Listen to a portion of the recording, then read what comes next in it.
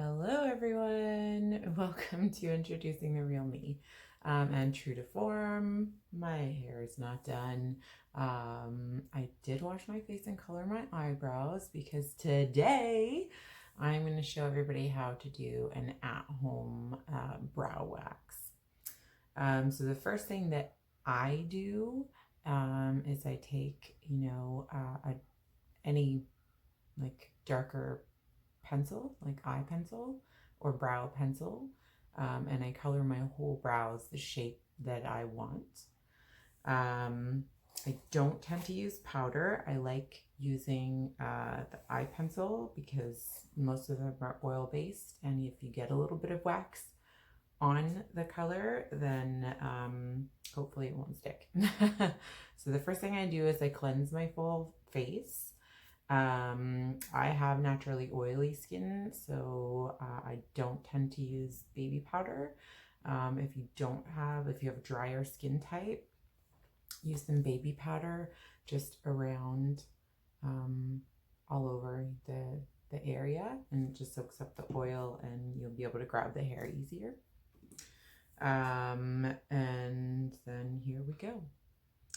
So I got a couple of new wax sticks I'm going to try out on the other brow, but my old faithful are just these little guys right here. And they're almost like coffee stir sticks. You could probably even use that. The first thing you need to do when you're doing your wax is make sure your wax is not too hot. Just to get it, all the same temperature-ish. And how you test your wax. So you literally take some out of your wax pot, put it on your wrist, just like testing a baby bottle, and then you just pull it off. So if you're new to waxing in general, what you're going to want to do is leave a longer end on the side you're going to pull with. So make sure that happens. You're going to have a really hard time pulling it off, and pull as close to the skin as you can in the opposite direction of the hair growth. Okay, there you go. Pretty much gone. And if you have a little residue wax left over, then you just kind of put the same strip over it, and the wax will take off the other wax. Okay? Yay. All right, so here we go on the brows. I love doing brows because I find they shape your face. They're beautiful. Nobody's brows are perfect. I mean, if you look at mine, I have one that's a different shape than the other. I embrace that. Why not? Okay, so here we go. So when you're applying the wax, you're going to apply it in the direction of the hair growth, not against the grain. Okay, super important.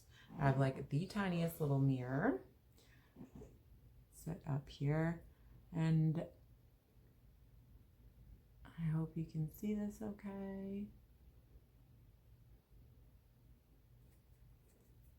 There's always those little strings. Well, depending on the wax that you use. I like this one. It's a sensitive wax. I think it's Gigi. And it's tea tree. So it's a soothing formula. Awesome. I like it, but it does tend to be like really stringy. That's it. You only use one. Okay. You use one stick per dip. You do not double dip. You don't want to contaminate your wax pot. Okay, and press it really firm on there, and then hold behind where you're going to pull from, and pull that skin really tight. Okay, ready? And then you pull as close as you can in the opposite direction of the hair growth. Good. And look at that. We got a good chunk there. Perfect. Good. And I do the under part of the brow.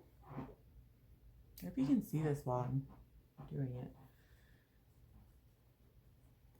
Okay, I'm gonna try the new one. Why not? What do you think? Let's do it. So make sure also that you don't have like too much wax on there,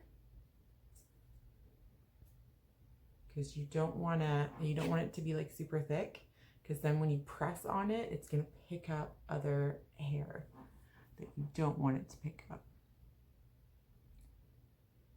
I hope you can see. And I get really in there because when I do my tail to get those hairs there.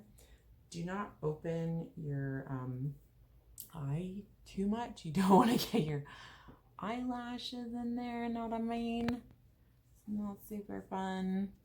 And I have like the best trick for like sometimes you'll get like a rash or redness and bumps afterwards, and I'll totally share that. Again, you're gonna pull that skin tight, and there you go. And if you find it painful, press with your hand over top of it, okay?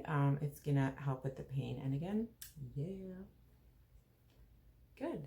So that one's looking really good. I like what I'm seeing. The shape is really good. Sometimes there'll be a hair or two left behind and you just kind of pluck that out. But I like my tail really nice and thin and sharp. I like this part nice and straight, and I like a good arch. Yeah, I like what I see. Perfect. So I'll show you one of my little tricks. So after waxing, you want to make sure that the area is cleansed really well. There's always going to be, like, I find like there's always a little bit of wax residue that you kind of just have to get off when you wash your face completely. But what I use is actually witch hazel. It closes the pores while it's also cleaning. So like it's cleaning the pore and then closing it up. So like that's what you really want, because you don't want bacteria to get in there and then cause bumps. And it does sting, I'm not gonna lie. You'll feel a little bit of a burning or stinging sensation.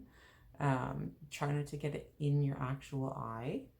And there you go, you can actually see my eyebrow without the color in it. I have kind of spotty eyebrows that I correct with makeup.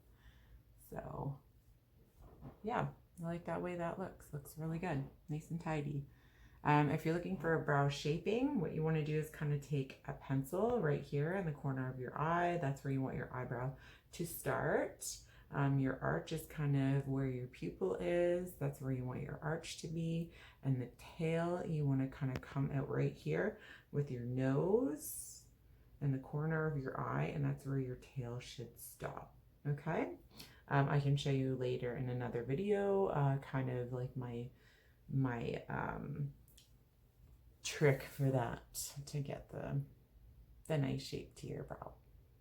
Okay, well, I really hope this was helpful for you guys. Please don't forget to like and share, and definitely subscribe. Support me here. And the last phase to this, a little bit of baby oil. It works.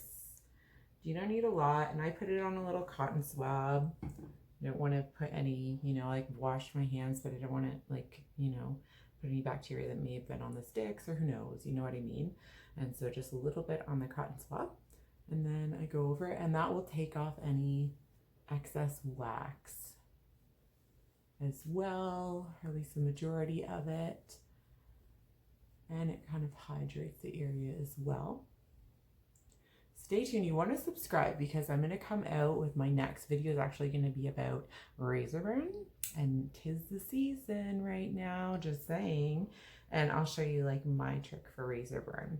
If you are one of these people that tend to get like super red after a wax, and it's embarrassing to go out or whatever, try a little bit of Visine on the area, just like a couple of drops.